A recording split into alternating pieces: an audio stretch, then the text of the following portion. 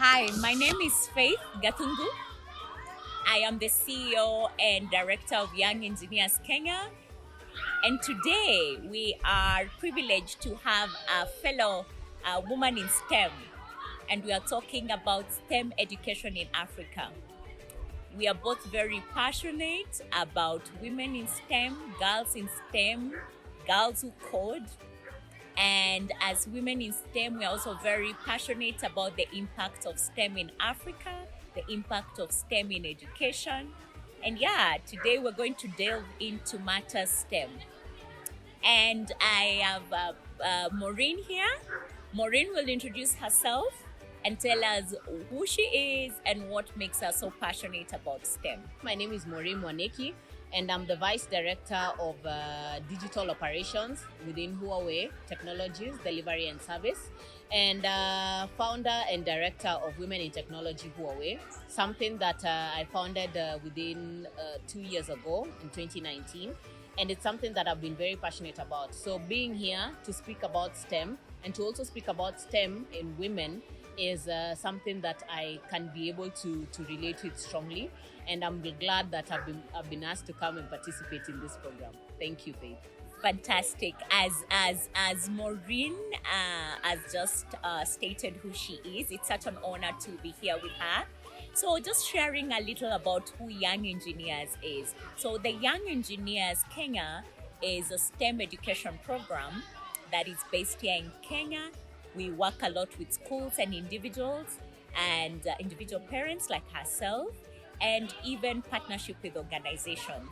So we are all about entertaining, educating, and encouraging creativity in young minds. We mostly deal with children ages 4 to 15.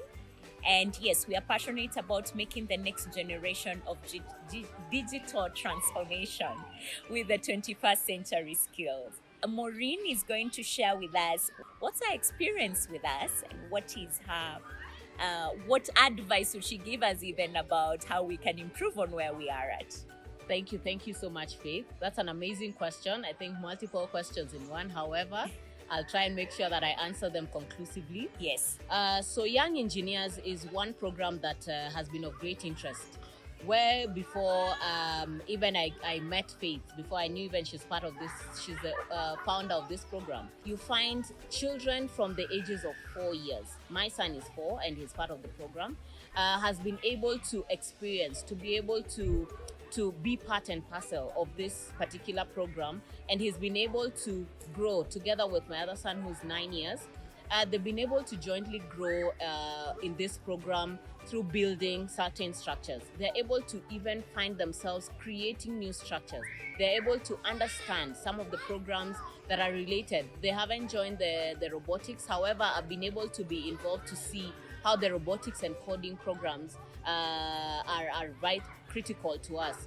We understand right now within the STEM space, science, technology, engineering, and mathematics, that is where everything is moving towards. It's a space that people had overlooked for quite some time, but especially as women. But now you can see more women coming into that space, more of them participating in that space. And this is what is the critical aspect in our future. We're looking at things like artificial intelligence. We're looking at things like robots that are working for us right now.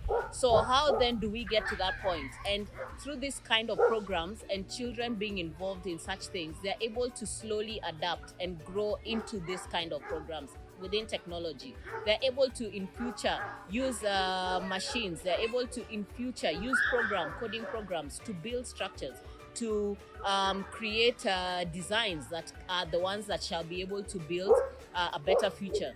So through these Young Engineers programs, I have seen the growth of my children from where they started off from just the normal building of basic things, seeing the normal Legos as just normal Legos, to now being able to build certain structures. They're also able to understand what they're building, and that has brought into aspects that they are going to be an impactful generation within Africa, and not only within Kenya but in Africa as a whole. And if we're able to touch more and more children with such kind of programs, then you'll find that in future, the future generation will have a great impact around the things that they'll come up with. We can talk about structures like the ones in Dubai, and these are some of the things that we look at. We have newer things that can be able to support us, even in the things in our healthcare, even in agriculture. This is what we depend on, and this is our future. One of the things you've just described right now about Young Engineers Program and why I am equally passionate about this program in the first place is the impact it's had on our own children. As Maureen describes our own children, I can tell you for free, one of the reasons why I began this program in our country was because of my children. It is purely motivated by them. And I have a daughter who is a STEM girl, and she is driven in sciences. Those are her favorite subjects. But I can tell you for free, growing up, sciences were not my favorite subjects. I could have loved maths for sure, and business, but then sciences were not my favorite subjects. And now seeing what my kids are into now, it is quite impressive to see the impact of Young Engineers STEM program in our children. And for me personally is to say that I have not just giving the exposure to my children to such a program, I've seen the impact it has in their school day-to-day academic performance, especially in their sciences. My son may not be so much into the science academic programs that are offered in school, but he's really a tech guy, and he's into getting his hands dirty, getting to know about different programs that are online.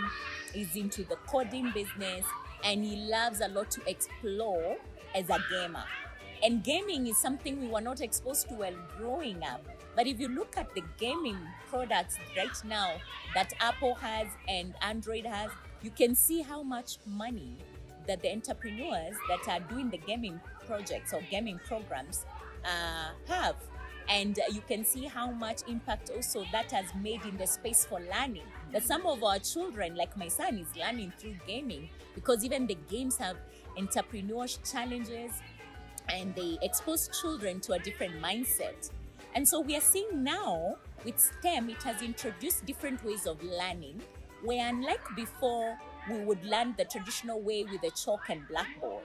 Now we are seeing our kids are learning through gadgets. And that's why Maureen and I are very passionate about the future of STEM, the future of work.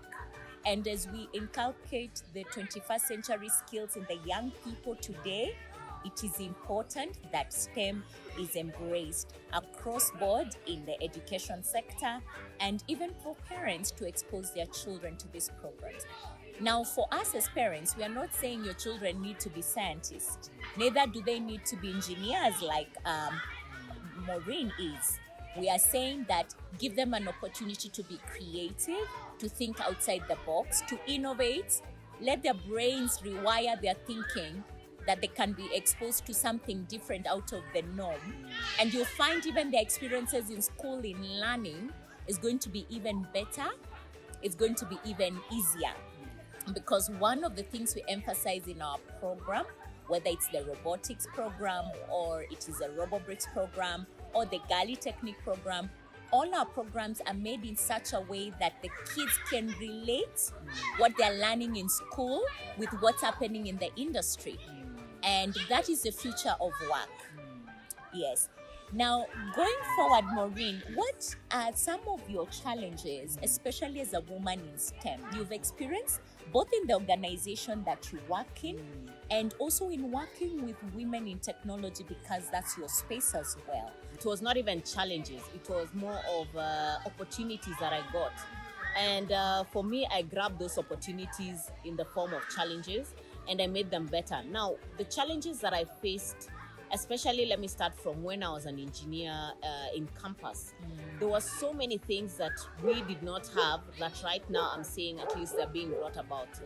Things like having mentors, things like having training programs that people can be able to be involved, things around the exposure, people who can be able to come and tell you that it is okay to be in this space. It is okay to keep learning. It is okay to keep growing. There were no people like that. And right now, there are so many programs that are coming up, which even institutions are coming to universities to preach about some of these STEM education activities. and also people getting being exposed on social media that there are some of these programs that are there. We have competitions that are happening. We didn't have opportunities to be online all the time. Why? Because it was expensive then to be online. So even being exposed to some of the competitions, to some of the training programs online was not there. So I believe those were some of the challenges that brought opportunities right now. And that is what actually led me to start the program of Women in Technology, Huawei, and even partnering with Young Engineers program, so that we can be able to see how we can support the younger generation of girls and the young and also ladies, so that they can be able to believe in themselves. Some women even have the imposter syndrome, where they don't they are successful in it, but in certain things, but they don't believe that they're good enough. So we try to support them in telling them that it is okay when you realize that things are not okay. It is okay to fall, but you don't remain down, but you come up. So some of those things, giving opportunities, going into marginalized areas, and doing some of the training programs where you teach the women about digital skills, are some of the things that we look at as the opportunities. And now social media and also the internet has brought in some of these opportunities where we can be able to venture deeper and reach deeper areas. And even the Ministry of ICT has been able to support around such programs. And I thank even Young Engineers for coming up with such programs which can support even the younger generation of girls who are coming up, and be able to see that it is fine to be an engineer. It is fine to be someone in the technology space. It is fine to be in the engineering space. And it is fine to be in the science space. And not only look at it as you must be in that space, but you can be a marketer, a financier, an entrepreneur, but within that space. So how then do you get to develop as a woman and build yourself? So for me, those were some of the challenges that I call them opportunities that made me be where I am right now. Thank you. Absolutely amazing. Now, for me as an entrepreneur, actually in this tech space, one of our challenges as women entrepreneurs who are in the tech space is because Maureen has just intimated to it, to say sometimes when you are in a space where you are dominated by men, as a woman, it can be quite a challenge because you're constantly questioning whether you're good enough. But like Maureen has said, it's very important for us as women to embrace the fact that we do not need to be perfect. We do not need to always have the answers. But the fact that you're in this space, you embrace it, you take that challenge, you ask questions, you look for mentors. And even for the younger girls that aspire to be where we are, that we take that mantle and not only be there for them, encourage them, but also mentor them and share our challenges with them. Because only through our challenges can we be able to grow. The one thing I have also experienced in this space as a challenge is that people initially, when you introduce a product like ours, they don't know what you're doing, and there's lack of exposure, there's a lack of information. And so the struggle is to get that information to the community, to the people, to tell them what you are doing, what is the impact of what you're doing in education and for the young minds. And so one of the challenges is when I started, sometimes you don't know which is the right spaces to go to. And so embracing collaborations with other people like Maureen here has really helped me to be able to expand my world, to be able to meet other people in the same space, and to be able to collaborate with other women and men as well in this space. Absolutely. Maureen, that has been a Saturday well spent with you, talking about our journeys as women in STEM, reminiscing about where we've been and where we are going. And I know the future is bright. I know that we can only do better. And as we continue to encourage, support each other as women in STEM, we ask other women who are in this field to hold hands and to continue this journey of making these STEM programs a success in our country, because they are impactful for our children and the generations to come. And so as we say goodbye for today, we see you the next time. I thank you, Maureen, for being here today. Thank and you. looking forward to the next session. Looking forward to it. Bye-bye. Thank you so much.